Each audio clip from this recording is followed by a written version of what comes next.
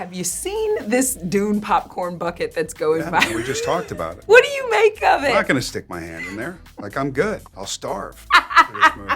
This is a real thing. Can't wait to see Dune 2 eating popcorn out of my bucket.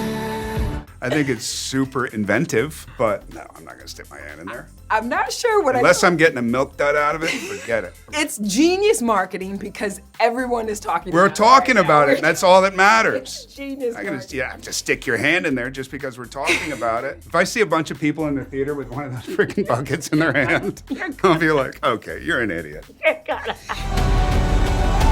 want you to know I will love you as long as I breathe. You will never lose me as long as you stay who you are.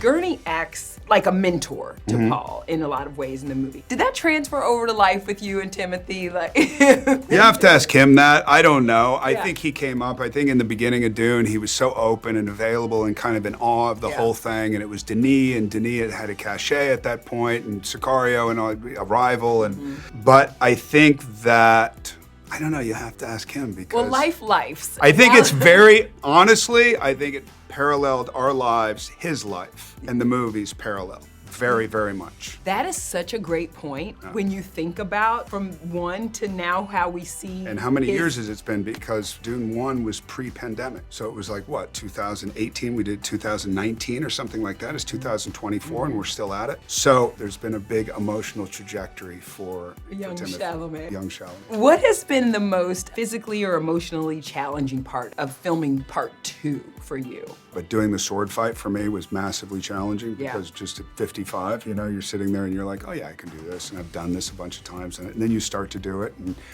prostrate on the ground, like, gasping for air. But being out in the desert was probably the best thing about it. You get out there and you're like, what are we gonna do out here for 6 weeks? And then you're surrounded by nothing but sand. And then by the time you leave, you don't wanna leave. Right, it's just Your that family beautiful. is your family. And I had my family with me, so it was all of us kind of incestuously together, and it was great. It's funny, Eddie Murphy told me this story too once about how he's shooting the new Beverly Hills Cop and he's like, I'm running and jumping and doing all this and thinking I'm doing, he's like, I'm done, and I'm like, yeah, and the director comes up to me and says, okay, can we do it again full speed? And he's like, Get me a gurney.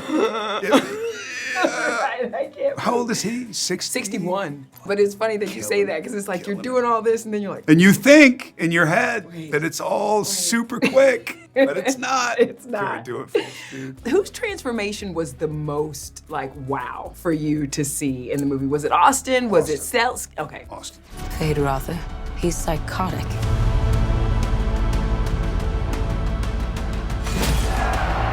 Austin blew my mind. But his work ethic blew my mind. Yeah. I love him as a human being, and as an actor, I think he's incredible. Everybody was telling me before, like, have you met Austin yet? Have you met Austin? You're gonna love Austin. I was like, no, I haven't met this guy. But I will. Yeah. I will. And they're like, Yeah. have you met Austin yet? And finally, I went in his trailer and we talked for 3 hours. The first conversation was 3 hours. Isn't he just a really, he's Just a humble, real, hardworking, old school mentality actor. Yeah. And it was really fascinating to watch both of them, especially in their fight together when we were all in the same room together, because you have amazing actors that you wanted to work with. Chris Walken right there, all these great people. But to see those guys go at it was pretty great. Really Yeah, good. I'm a fan. I'm a fan of everybody on this movie, but Austin's, yeah, very special. I mean, everybody was so captivating, but when I was thinking about the core four that I was watching, the Florence, Zendaya, Austin, and Timothy, I kind of got this generation Brat Pack vibes. Totally. Yeah, but that's not a bad thing. No. It's not the Breakfast Club. No, It's Dune. That's cool. but it really, For me, even though I love the Breakfast Club, that's my era. It did feel that way. Like, I'm kind of watching this generation's Brat Pack, you know, those young Hollywood stalwarts that really kind of have the industry by a chokehold Yeah, but right think now. about that. That's what's great about great filmmakers is they choose the right people. And you look at Zendaya's resume and what she's done and how emotionally raw she can be. And then you look at Timothy and what he's done. And then what Austin is, Florence and performances already. And these are like kids. We haven't seen their greatest performances yet. This is the beginning. That's exciting to me. What do you think it is that does have us in a chokehold with with them and what resonates with audiences so much with them? I don't know. They're all so different, but I think they're very brave. I mean, I feel the same way about Emma Stone. I think about Emma Stone and what she's doing, and I saw one episode of The Curse the other night, and Poor Things I've seen twice now. It's like the Brave New World. It's not the Brave New World, but it's our Brave New World. Well, I've been screaming to anybody who will listen, Emma Stone in Poor Things is just the best thing I've ever seen. Seriously. What she did with that character. And look at how old these kids are. And then when they get to her age, which is just a little bit older, but the kind of work that they'll be doing. Yeah, it's a cool era. Okay, next up you have Brothers. Next is Outer Range. Next is Outer Range. And then Brothers. Then Brothers, and you're playing twins or fraternal twins with Peter Dinklage. Now that we know this is happening. Just say that again. Fraternal that sounds. twins of Peter Dinklage. With Yes.